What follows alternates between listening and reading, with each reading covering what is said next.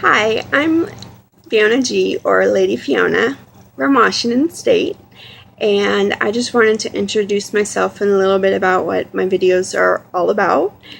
As you probably noticed, they all have the words idiopathic hypersomnia, or IH, in parentheses, or Klonopin in them. So basically, it's my experiences with idiopathic hypersomnia as I learn and go along through this bumpy road and get towards a diagnosis, which I'm hoping to get soon. I have it suspected idiopathic hypersomnia. There's a disclaimer on the videos that it is suspected. My PSG MSLT sleep studies. The PSG is overnight. The MSLT is a daytime nap study. 5 naps, 20 minutes, and you get lunch at the cafeteria. You get all wired up and look like a dork both times, night and daytime. And that's what I get to go do June 4th for the day and June 3rd for the night. So I should have results within 1 to 2 weeks, which pushes me out to June 18th and 19th. And I really hope that they keep to that schedule, because I'm just dying to know what the hell is wrong with me, because my sleep doctor has no idea. Basically, I saw her back on the 31st of January. I told her what was going on. I sleep 10 to 12 hours at night. I sleep 2 to 4 hours solid at between 2 and 3 p.m.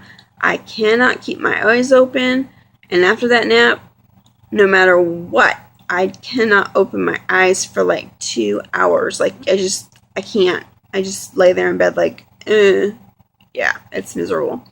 And that's common. And so she said, well, I think you need a stimulant, but you need to ask your psych meds doctor, which I happened to be seeing on the following Monday, the February 3rd. And without question, he just prescribed it to me, which is part of my problem with how our country is in prescribing medications. He didn't talk to her. He did not get an email, a phone call, or a letter, or anything from her. He just believed what I said and gave it to me, which is great. He trusts me enough to do that.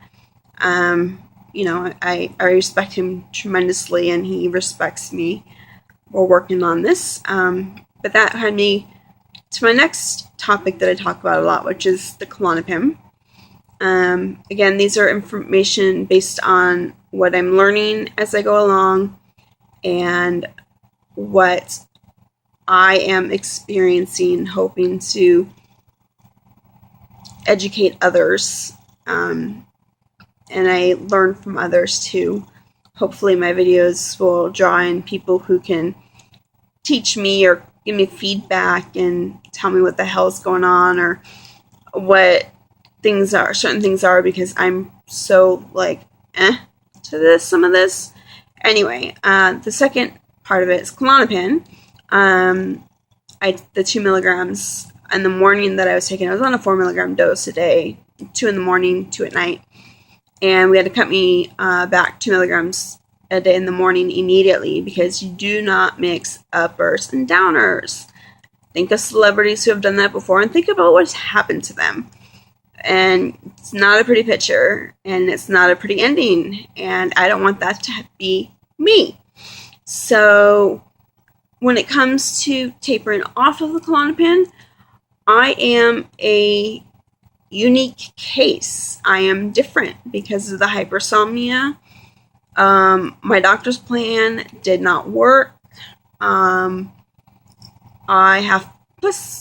I'm learning is he did too much too fast. So what he did wasn't quite right either.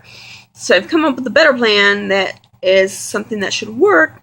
When I ask people for help with scheduling it, they're like, oh, well, you shouldn't do that. And I'm like, but you don't understand that the stimulant use, that you cannot mix the two. I can only take this once at night, and that's it, and I'm done. And I finally got tired of explaining to myself, and tried one more time today, and I got a schedule from someone. Finally, after all this time, and so I have a better plan. Anyway, so I'm doing updates. I have also made a personal blog. It is private. It's what I'm learning as I go. It's got a few of the videos. It's got my first 3 videos, my staples, which are a background story with the benzos. The first one I did in the middle of the withdrawal I was going through, towards the end, before I went back on my 2 milligram dose, and then 4 days after being on my normal dose, I made another video, which is a 5-day check-in from when I made that last video. So those are all in the blog, and then I actually started journaling. And sometimes I talk about random shit, but hey, it's mine. Who gives a fuck? It's mine. You're gonna notice I have colorful language. I'm sorry. I need a sailor. My boyfriend is a sailor, so I can have a potty mouth. And I think my potty mouth is worse than his, especially since he's a sailor. But, so I do have colorful language. I apologize if that offends you. I'm going to tell you that straight up right now. It is who I am, and it gets worse at night when I'm tired. Things piss me off. Things make me angry. And when I go on a tangent, I start just bleepity bleep bleep bleep. Sorry. If you don't like that, don't subscribe to me. Don't watch my videos. Okay? Straight up telling you that right now. Don't watch them. Because in about at least half of them, I'm cussing fuck this shit that, no way. What the fuck?